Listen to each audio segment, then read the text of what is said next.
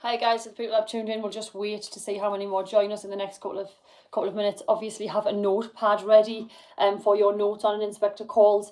I shall do more live streams as the weeks pass. This will just be part one.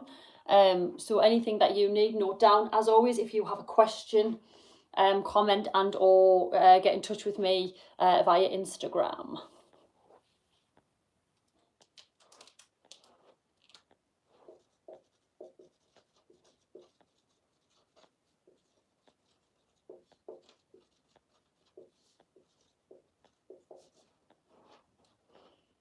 Again, we'll just give people a couple of seconds. So get your notepad ready, get your pens ready for the first part of an inspector calls. Don't forget that these videos will save to my YouTube. So if any of your friends are desperate to find out what I've said, then absolutely just tell them to have a look on the YouTube channel. As I always say, you don't have any excuses during this period of time not to be doing your work. Not to be staying on top of your books, not to be staying on top of your poetry, on top of your quotations, your English language stuff. And obviously for those of us that don't read, we should be reading all of the time. One more minute and then we shall start.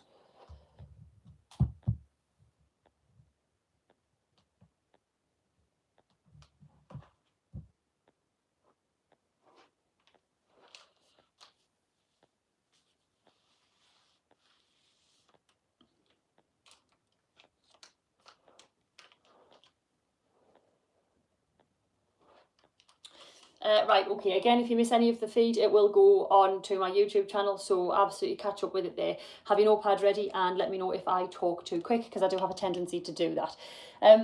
Inspector calls then, obviously you know as well as I know that we are going to get marks for the background, and I think things like an inspector calls and things like Christmas Carol, if you're doing that, it's absolutely essential that you know the background, because these particular texts have a specific purpose.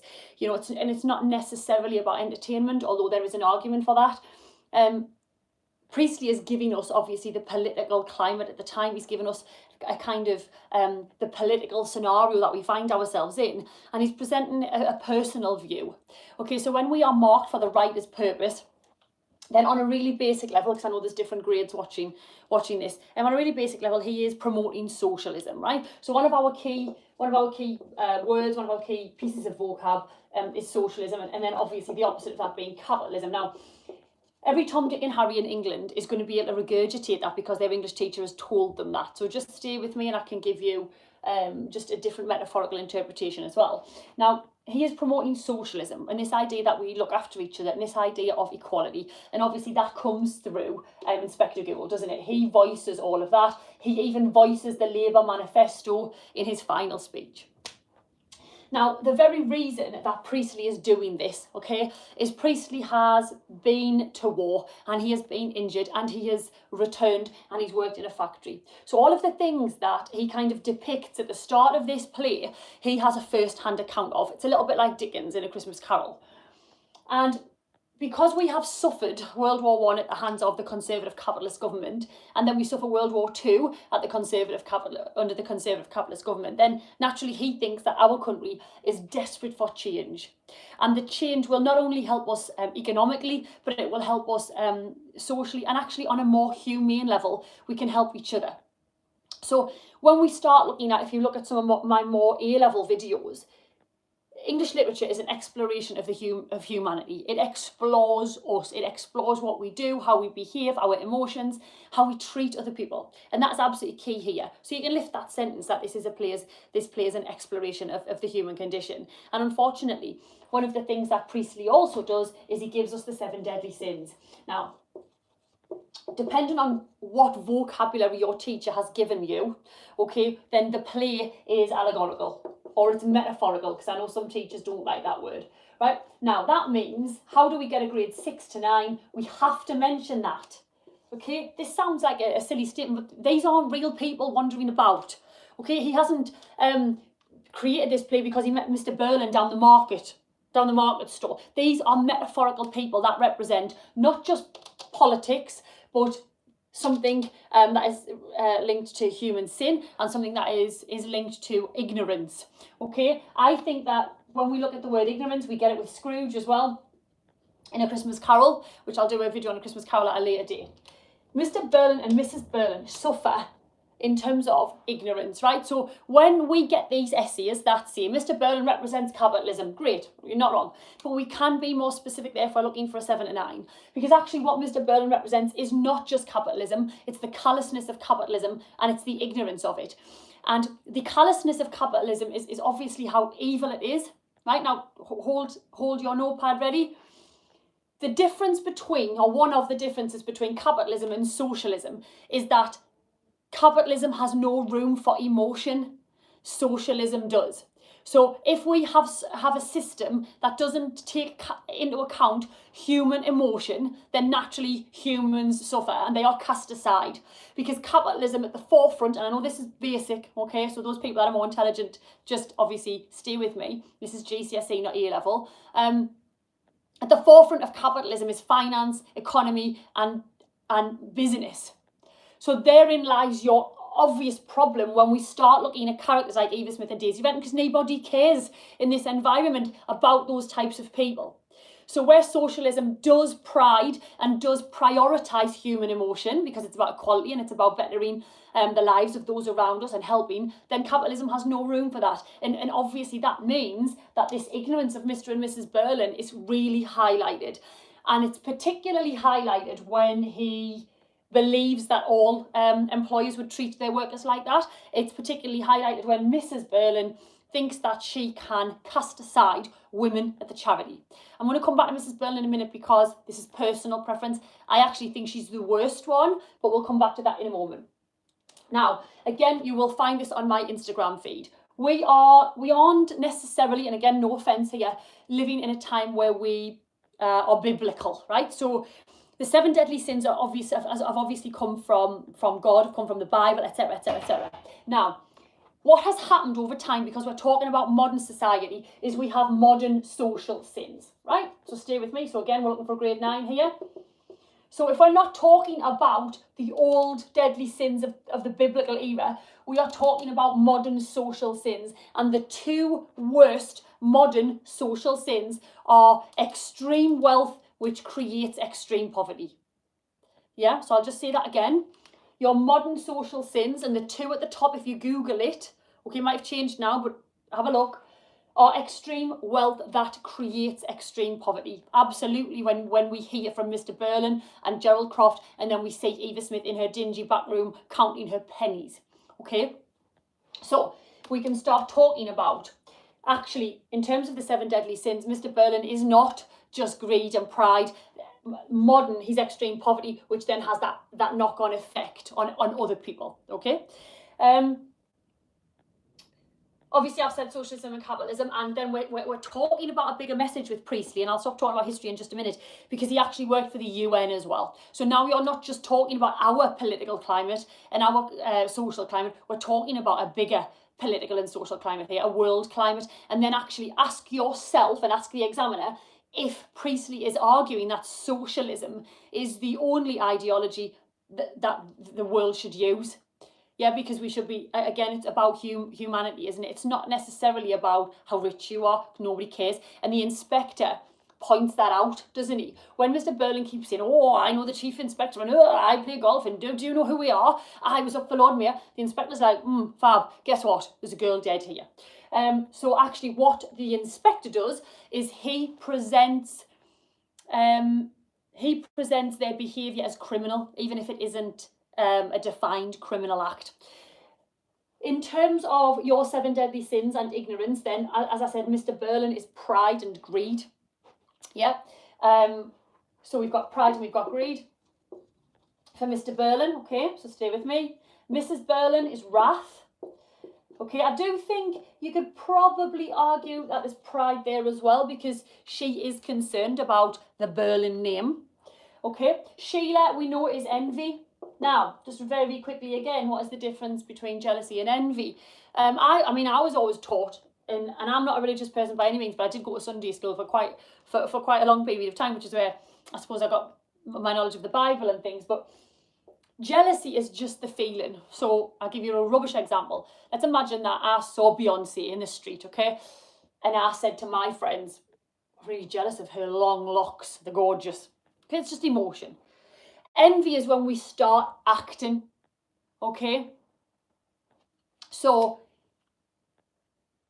I might say, I'm so envious of Beyonce's hair that when she goes to sleep, I'm going to cut it off so she hasn't got it.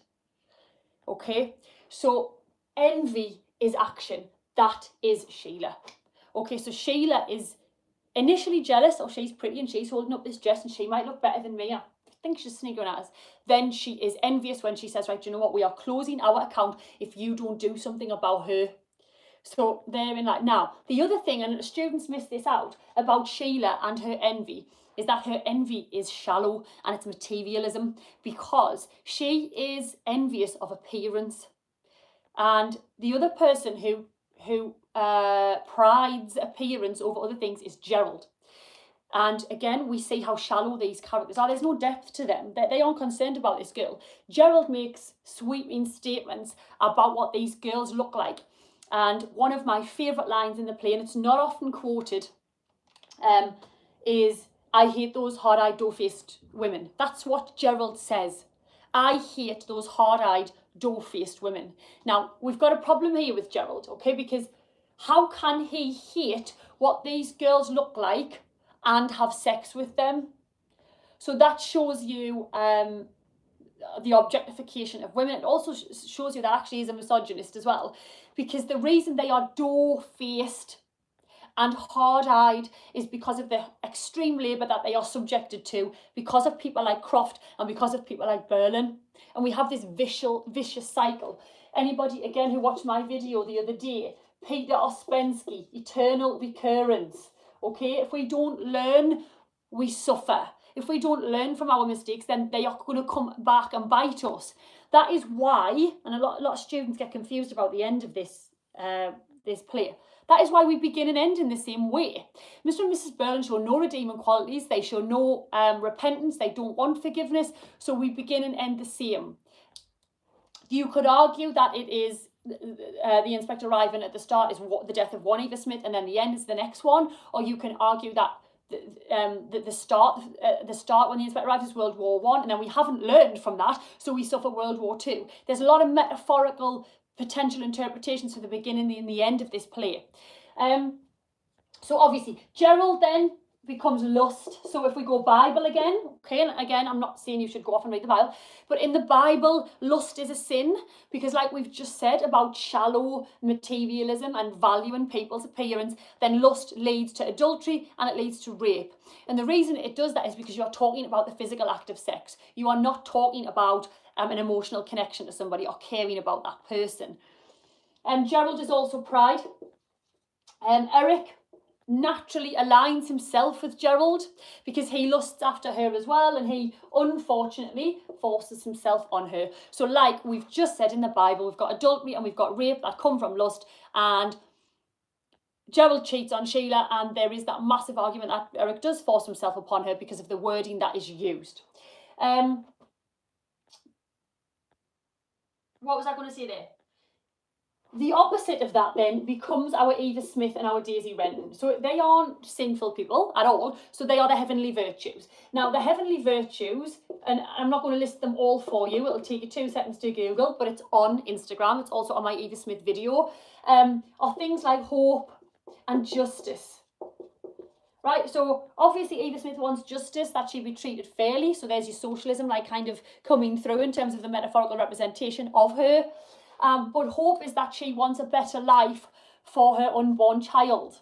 She wants her unborn child to grow up in a place where they aren't subject to this extreme poverty, where they aren't mistreated because they are a woman. And don't forget, Priestley is writing at a period of time when the suffragette movement was just coming into fruition, wasn't he? So this is why we get that metaphorical name of Eva Smith, Eve, the first woman on earth. Okay.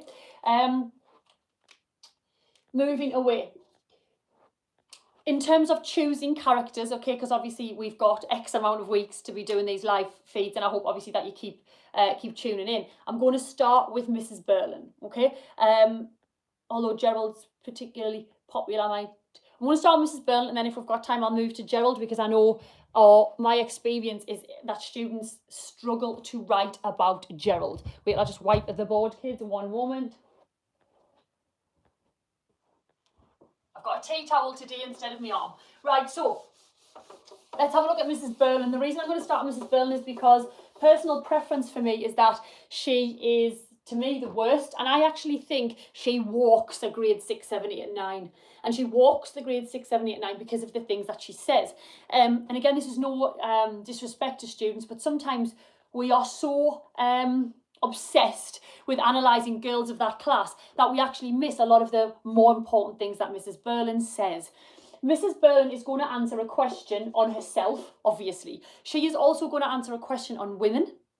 She is going to answer a question on gender. She is going to answer a question on power. She is going to answer a question on injustice, responsibility, pretty much the lot. Okay, the lot, all right?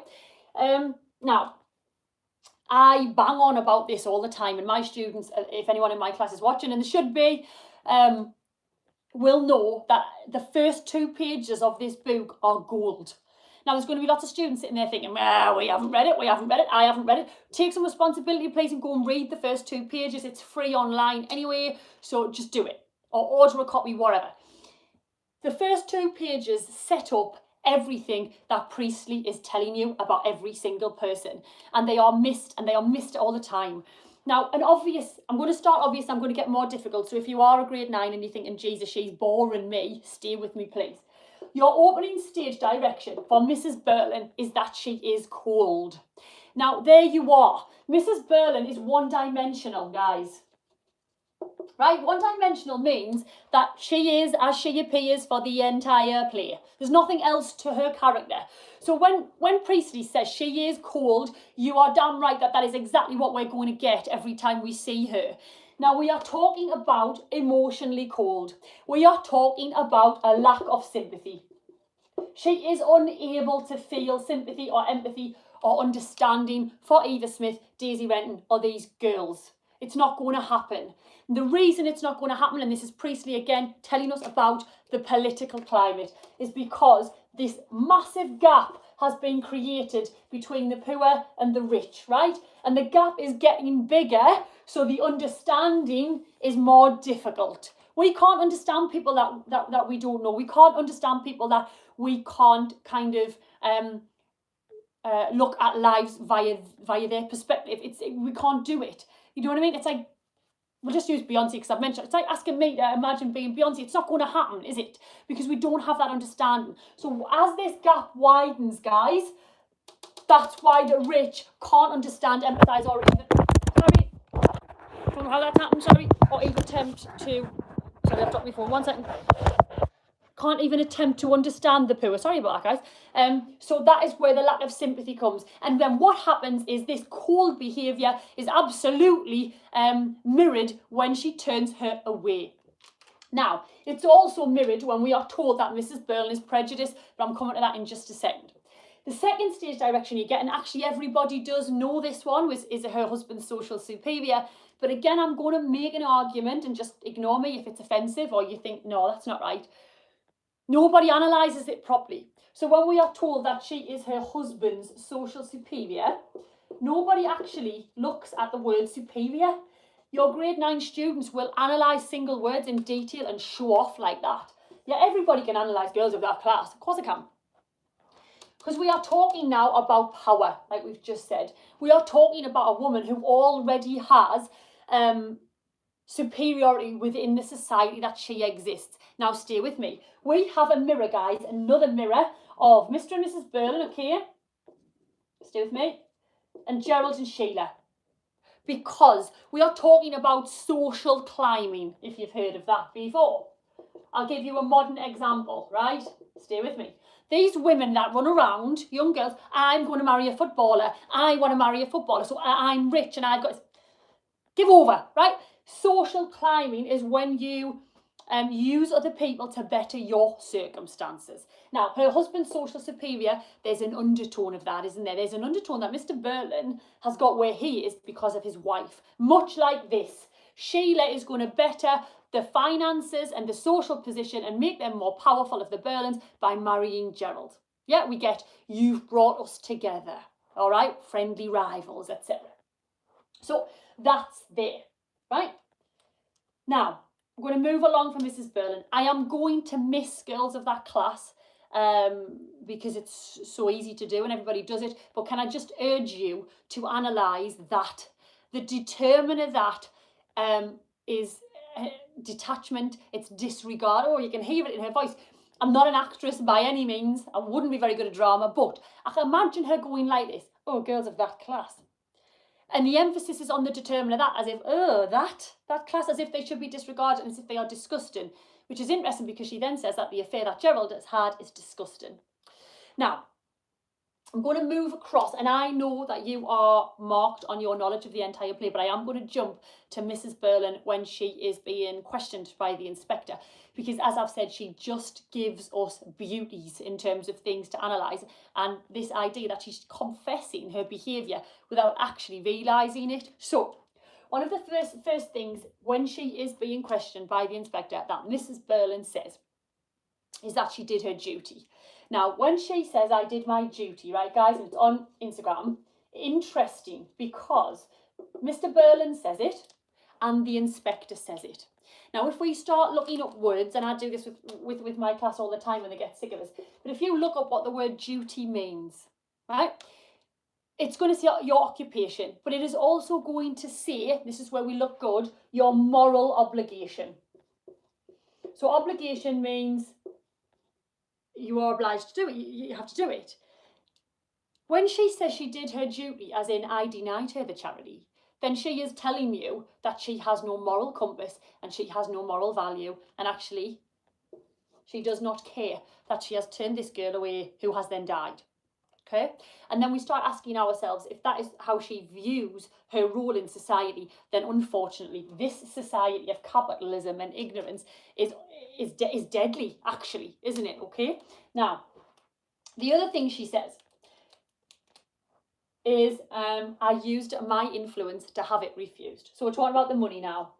If you've done semantic field or lexical field, put superior and influence together, right? I used my influence to have it refused about the money. You can even analyse this obsession with one's self. Now, the biggest problem we obviously have here is she is the head of the women's charity and she has just decided flippantly, oh, well, you don't deserve it. Nah, you can't have it. Which absolutely negates the very meaning of the word charity. Charities for those that need, charities for the most vulnerable people, isn't it? So what on earth and why have we got a woman who is prejudiced, I'm coming to, doesn't like poor girls, is cold, has a lack of sympathy and empathy, represents the deadly sin of wrath and shows ignorance? How have we got her at the head of a female charity? Big issues there. It's dangerous as well, because influence means that you have a knock-on effect and that your behaviour and your actions and your opinions affect somebody else. And if you look as well, if you really look at influence and where the etymologies come from, there is a negative effect. Yes, we can have positive influences on people, but at the forefront of this particular moment, she is the camel, the straw that breaks the camel's back. Not the camel, sorry. She's the straw that breaks the camel's back, because after Eva Smith has been to her, she killed herself. Yeah? Now, the biggest line, personally, from Mrs. Byrne, for me, is that she was prejudiced against her case. Now, again, the dictionary, I've said it a million times, the dictionary is your friend.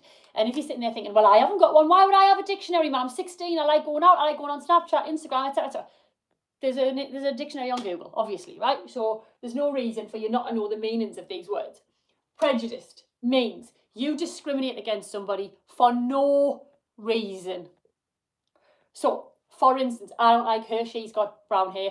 I don't like him, he's too skinny. I don't like him, he's overweight. I don't like him because he's Jewish. That type of stupid, ignorant belief. We dislike people and we discriminate people and we negatively treat them and we bully them for no reason. That is what it means. So she is actually telling you, I don't like poor girls. I don't have a reason for it, but I didn't. Wait a minute. You're in charge of the charity. Look at the society that we have created. Look at the society that Priestley criticises. And if you happen to be poor in this society, you are cast aside. You are nothing. Yes, you're cast aside. You aren't worthy to be paid appropriately. You aren't worthy to be given charity. Now, what this also does is it gives you a mirror to socialism. This here, Mrs. Berle, the charity, this conservative capitalist behaviour of I don't understand you and oh, you can't have that. And this pride, she said she was Mrs. Berle. What it does is it highlights and holds up this massive mirror to socialism and the Labour Party. The Labour Party introduces the welfare state. The Labour Party introduces the benefit system. Eva Smith would not be dead because she would be given benefits. So if that doesn't show you Priestley's message about why actually he thinks we should vote Labour and why he thinks we should vote socialism as the ideology that protects mankind, then nothing else is going to do that. This is why Mrs. Berle is absolutely huge when she is interrogated by the inspector, because she highlights what is wrong with society and how it can be right, how it can be corrected potentially. If you are a conservative and a capitalist supporter, and obviously you're thinking, absolutely not, you're going to have to just use your common sense here in terms of Priestley's point of view. So I used my influence to have it refused. I was prejudiced against her case, called husband social superior. We know we've got girls of that class. We know that she says the affair is disgusting. Mrs. Byrne as well, and it's one of my favourite stage directions. At the end, it's described as speaking triumphantly. Now, this is after, sorry, 1 second, guys. This is after Gerald has bulled in and said, there's no such person. We've been absolutely made mugs of here. It's not happening. Mrs. Berle and Mr. Berle, because they are both one-dimensional and they kind of suffer in the same way, in this plane they don't develop at all, speak triumphantly. That means that they have won. So again, ask the examiner, well, what have they won? What is it that they win? Because if it's the death of a girl, I don't want to exist in that society, and I certainly won't be voting for a Conservative government. Then remember, this is what Priestley wants. If it's, oh God, whew, our pride's intact here, nobody knows what we've done, then I don't want to exist in an environment where criminal behaviour like that goes unnoticed. And if it's just the fact that they think they can continue to behave like that, then again, we've got bigger problems with the society that we are existing in. Yeah? So consider why she speaks triumphantly and why she thinks it's funny at the end. Well, it's because she thinks she's got away with it. Yeah? Okay, so that is why I think she is the most callous and the most evil. There's absolutely no defence for her behaviour. I mean, all of them haven't really got defence, but she certainly does not have a defence for doing that, especially when she is in that position to save people. She can make the lives easier for people like Eva Smith and Daisy Renton. Chooses not to. Mrs. Berle, if you're going to do girls of that class, then okay, she also says as if a girl of that sort would refuse money. And again, we can analyse the phrase that sort. Now, what we get there actually is, again, Priestley being very clever, because he shows you, like, let me just think of my wording here, how immoral Mrs. Berle is when she thinks, oh, all poor girls are going to take stolen money, all poor girls are going to be prostitutes, all poor girls are going to frequent the palace bar. And again, it's that, isn't it? It's absolutely ludicrous. Of course not every girl's going to become a prostitute. Of course not every poor girl wants stolen money. And then the difference there is that Eva Smith has a moral compass and moral value and Mrs. Berle doesn't. And this is a really selfish statement for me to make, and you are all going to think she's horrible. I would have, if I was in that desperate state, I would have taken the money that was stolen. But Eva Smith doesn't, so it shows you what type of person she is. Mrs. Byrne also shows disregard for the fact that she's pregnant. So if we don't already think she's absolutely horrific and villainous for turning her away, but she turns away the child. Now, that's a bigger metaphor, because that is not just the destruction of innocence, but that is the destruction of the future, and that is the destruction of the future generations. And Priestley is telling you what is going to happen if we continue in this way, with the Conservatives in charge, with a capitalist ideology at the forefront of our country. Okay? So that was Mrs. Berle and some background. I hope that this was useful. If any questions, send them my way. If you want to write an essay about Mrs. Berle, send it my way at StaceyV on Instagram. Please tell your friends that this just goes straight onto my YouTube channel. I'll keep you posted on Instagram and things about what character I'll do next, but I probably will just carry on with an inspector calls next Thursday. We'll move to Gerald because I know he causes more issues than other people, and because he hasn't been asked about yet, and he certainly isn't going to get asked about this summer, is he? So I hope this was useful. Join me next week. I shall do Gerald in detail. And massive good luck, guys. Thank you.